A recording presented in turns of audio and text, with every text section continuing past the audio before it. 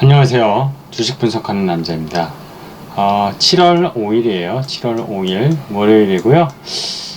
정말 무더위가 시작이 된 것 같습니다.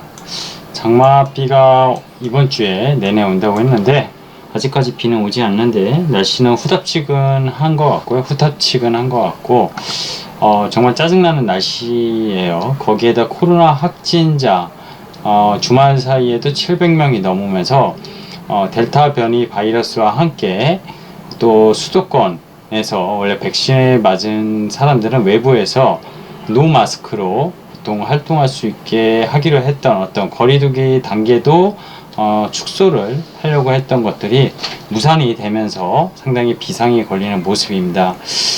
주식시장은 그 덕분일까요?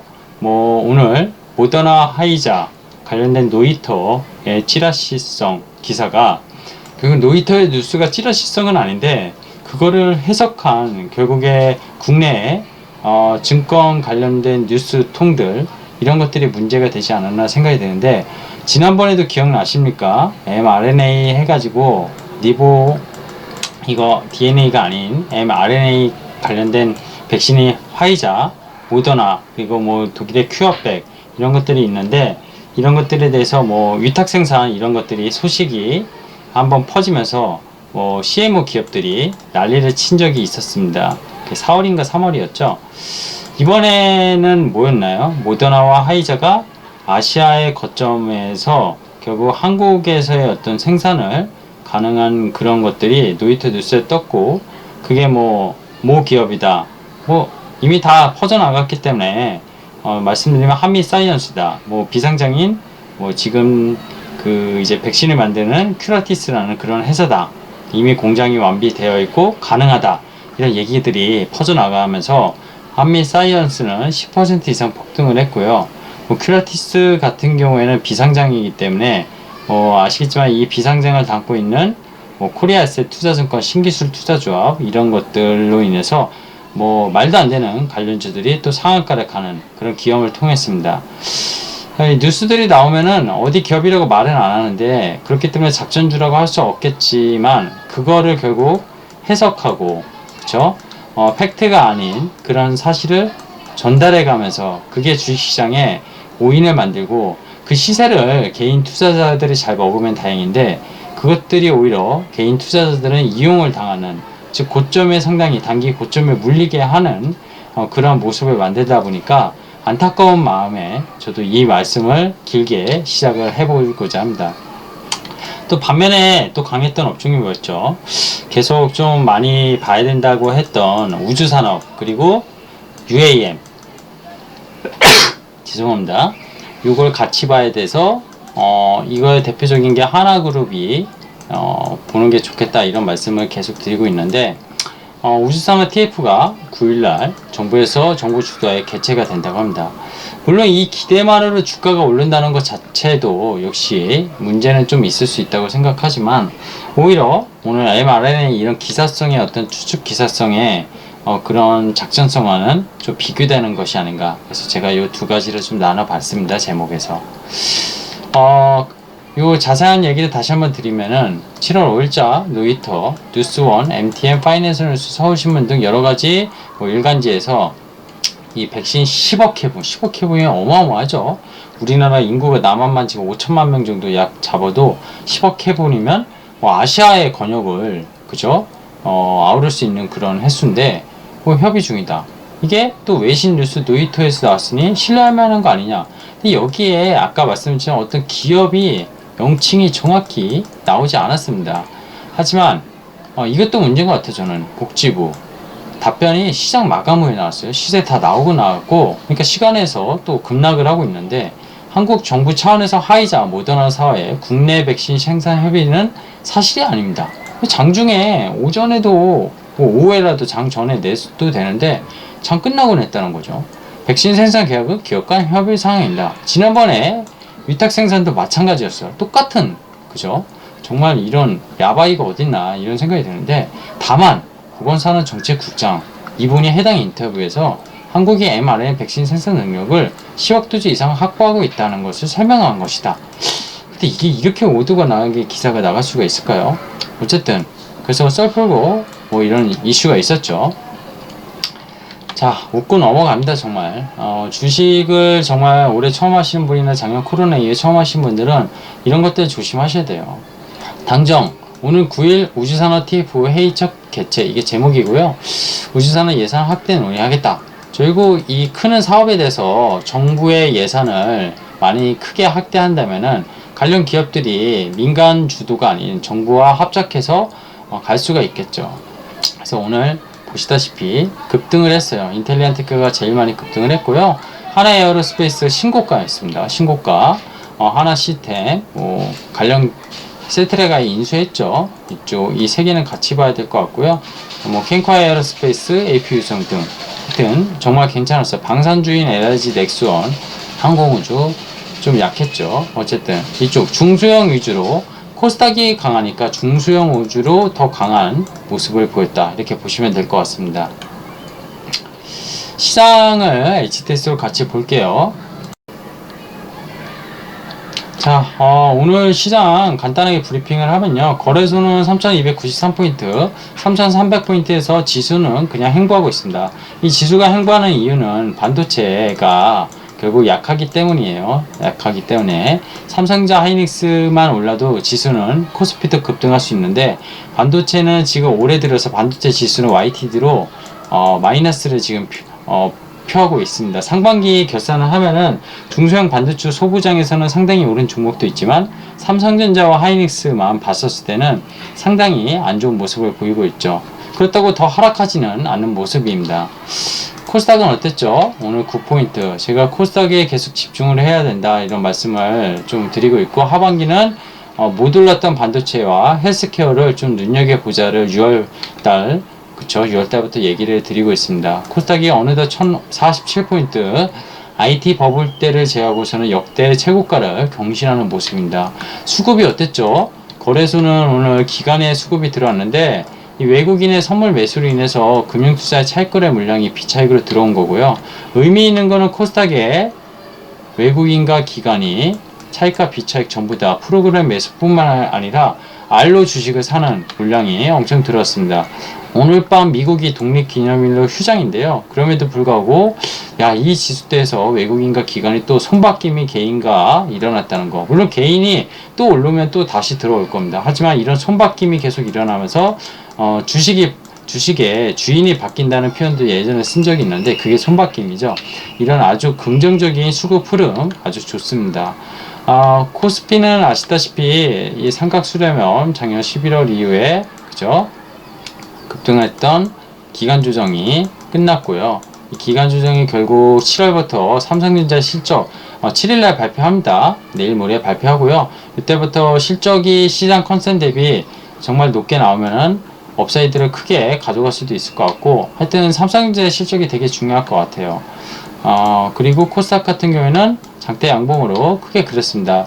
근데 이 정도 그렸으면은 사실 RSI 지표를 보면은 좀 위험 레벨로 올라가지 않았을까 생각이 드는데요. 그죠? 77 거의 80레벨까지 올라왔습니다. 가파르게 올라온다. 손바뀜은 좋은데 가파르게 오르고 이격도 이평선들이 벌어지고 있어요. 그죠? 모아졌던 게 벌어지고 있습니다. 그래서 단기적으로 뭐 나빠 보이는 건 없지만 어쨌든 가열 지표가 올라가고 있는 것들, 그리고 제가 누누이 말씀드리는 변동성 지수가 완전히 이제 코로나 이전으로 돌아갔습니다. 13레벨 계속 중간중간 튀어 올랐었는데 이제는 완전히 내려갔죠. 근데 이거를 한번 말씀드렸었는데 이렇게 평탄하게 바닥권에 있잖아요. 이게 더 내려가기도 힘들어요. 이제 10 밑으로 내려가긴 힘들 텐데, 만약에 이게 바닥권에 있잖아요. 빅스도 마찬가지야. 바닥권에서 횡보하는 기간이 길어지면 어느 순간 매크로적으로 뭔가 터지는 그런 모습 속에 변동성이 나타나면서 지수는 조정이 찾아옵니다.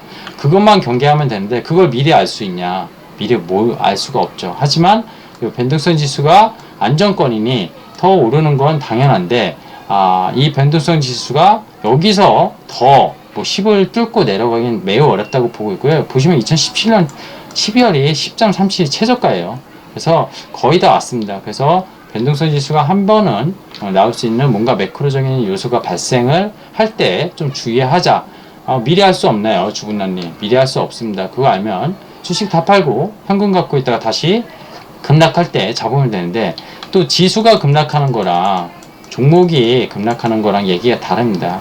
또 마이너스 5% 정도의 만약에 지수 급락 정도면 종목은 충분히 버틸만 할 수 있는 종목이라면 버티는 게 맞지, 그것을 현금화했다가 더 싸게 살 수 있냐, 그거는 신의 영역이다, 이런 말씀을 드리고 싶어요. 그거 다 알고 투자한다? 그런 거 알고 소개한다? 다 사기꾼입니다. 솔직히 말씀드리면.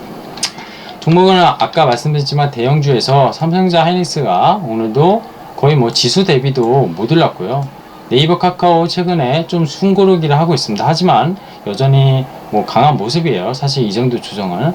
삼성전기랑 오늘 LG화학이 상대적으로 대형주에서 강했고, LG화학이 최근에 좋은 모습을 그리고 있습니다. LG이노텍과 함께 상당히 좋은 모습을 그리고 있어요. LG이노텍도 거의 23만원 가까이 왔고요.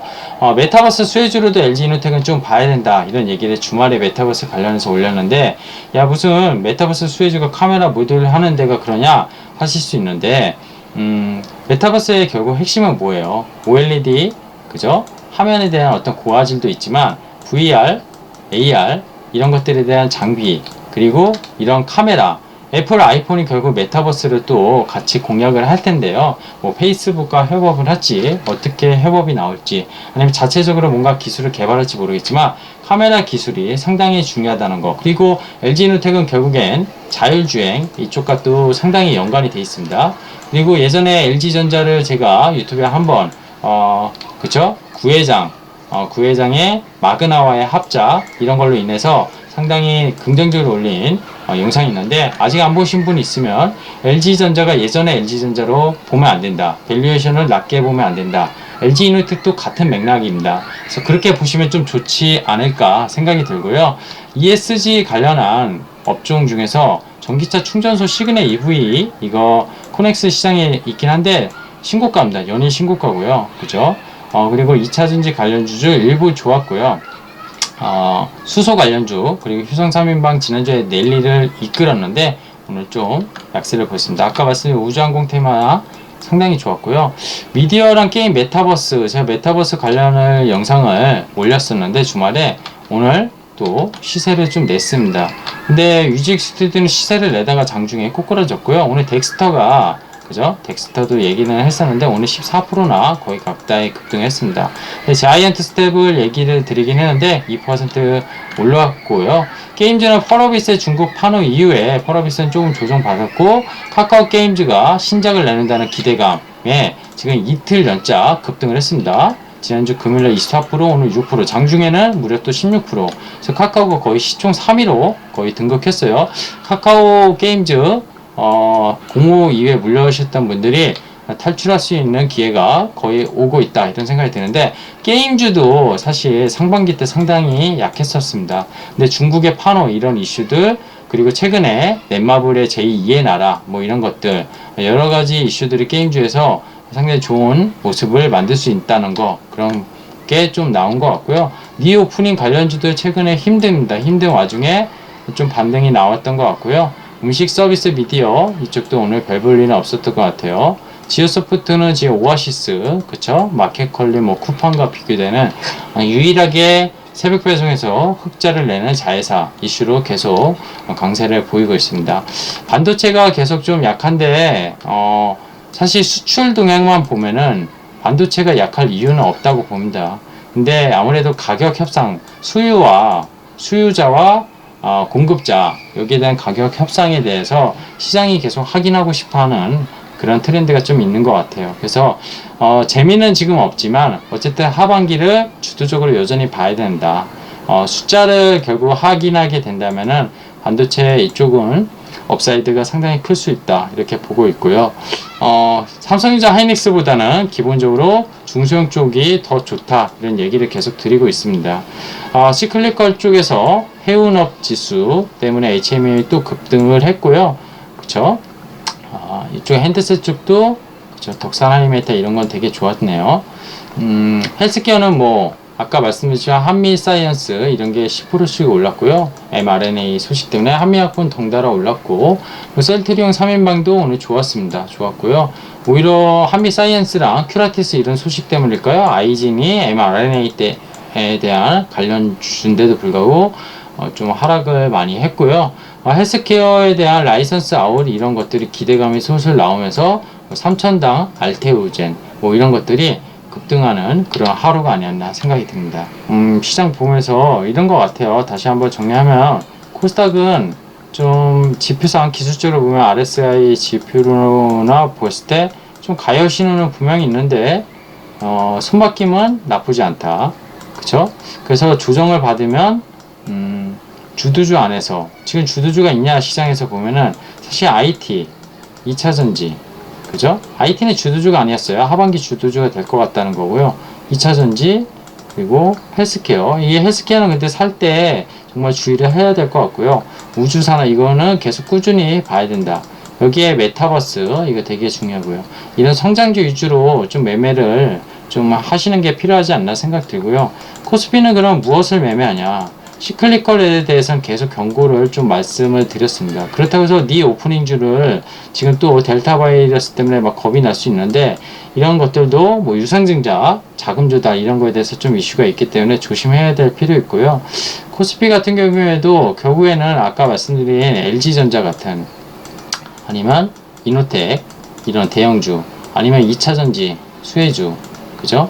아니면 카카오 네이버가 지금 많이 올라서 좀 겁날 수 있는데 조정받으면은 사볼 만한 그런 성장주 기업이 아닌가 생각이 듭니다. 결국에는 핵심은 LG전자가 성장주냐 이렇게 말씀하시는 분의 과거에는 아니었죠. 과거에는 아니었는데 마그나 그쵸? 그리고 애플의 어떤 메타버스, VR, AR 이런 기기로 인한 LG그룹의 전반적인 혁신이 다르게 재편되고 있다는 거 이런 것들을 그림을 보시면서 대형주를 좀 투자할 필요가 있지 않나 생각이 듭니다.